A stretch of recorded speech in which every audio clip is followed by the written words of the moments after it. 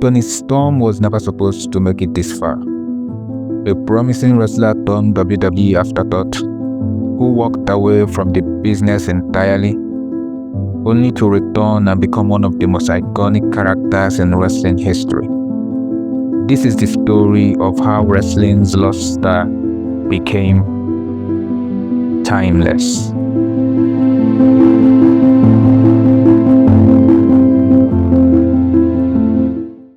Every once in a while, wrestling gives us a comeback story that's almost too poetic to be real.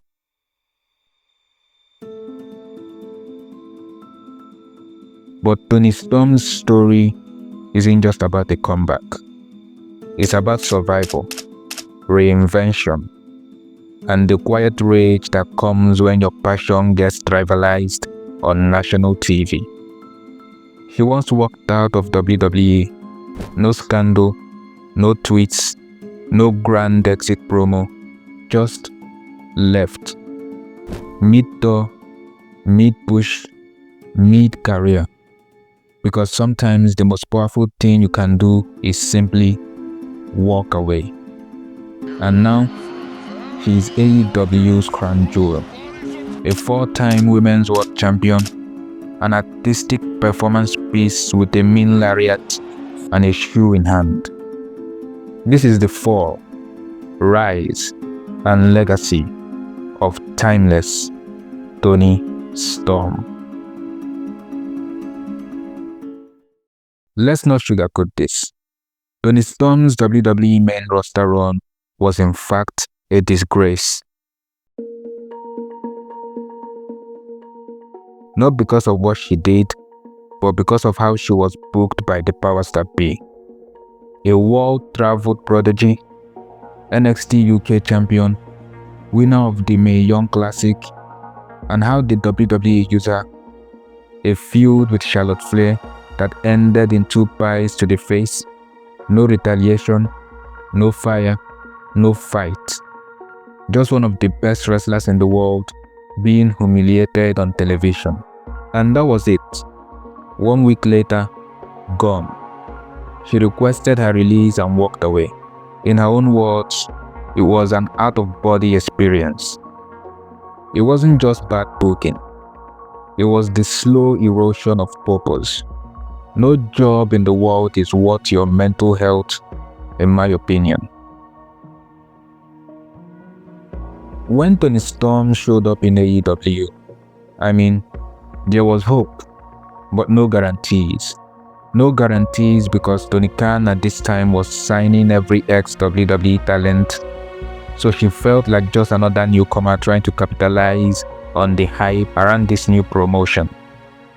But even early on, she showed she was different, that she meant business.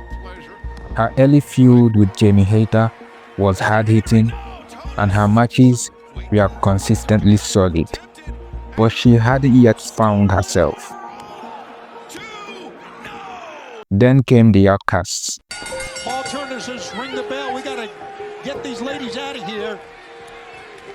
I really shouldn't use the term ladies. Outlaws versus the homegrown talents. With Saraya and Ruby Soho, Toni turned heel, spray painting opponents, cutting cold promos, and embracing the chaos. The AEW audience didn't always love the faction, but it gave Toni one thing that WWE never let her have: an identity. And more importantly, a voice. But after a while, even the Outcasts started to feel too small for her. That's when things shifted. She snapped, she transformed, she disappeared into a different era altogether.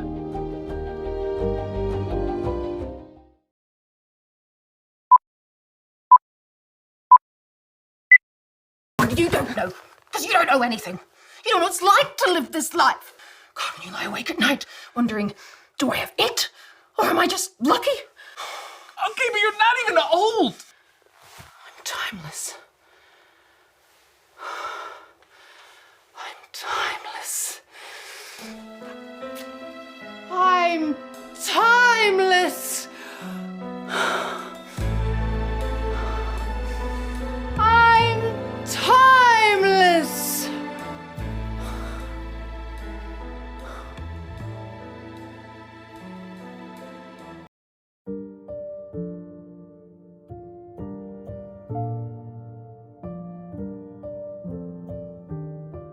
The timeless persona wasn't just a gimmick. It was an exorcism. Gone was the rock and roll blonde bruiser. In her place stood the golden age starlet, floating through AEW like a ghost of cinema past, disconnected, delusional, yet divine.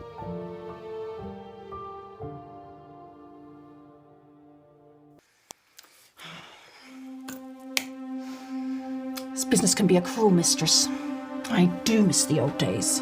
It was a happier time, a simpler time. Slap on a backwards hat, slap a pie in someone's face, they loved you. And now it's, well, what have you done for me recently?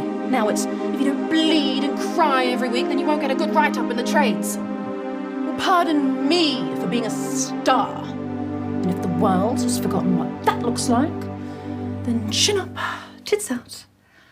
I guess I'll just have to remind them. Toni Storm became something we rarely see in wrestling anymore.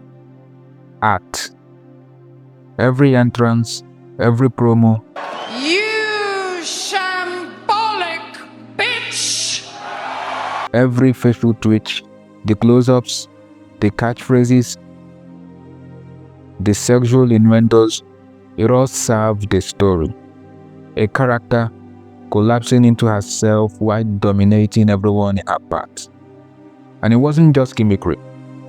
Her in-ring work got sharper, her timing cleaner, her psychology deeper.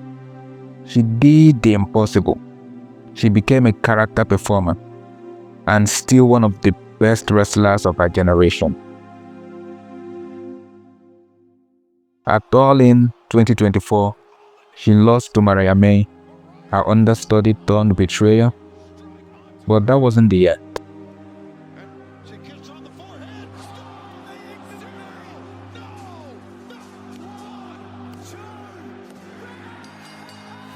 At Grand Slam Australia, Toni Storm made history. One, two, three, we got a new champion. My God! Here's your winner and new AEW Women's World Champion, Becoming the first four-time AEW Women's World Champion. This run isn't nostalgia to a bygone era, it's about legacy. He's over.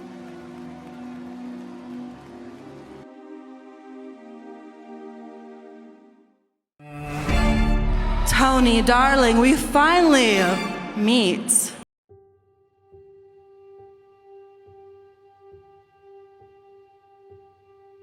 And now, once again, it all leads here. At All In, Toni Storm versus Mercedes Moné, a dream match, a war of styles, two women who walked out of WWE on their own terms and built themselves into icons on the outside. Mercedes has been collecting titles like no one's business. Toni's been delivering the performance of a lifetime. Mercedes, I am not some other motherfucker. I am timeless, Toni Storm. Mercedes says Toni is one of the best in the world. Toni says if Mercedes makes one wrong move, she would eat her alive. This isn't just about the title. It's about control, about presence, about proving who really owns this era of women's wrestling. And the truth is, they both might be right.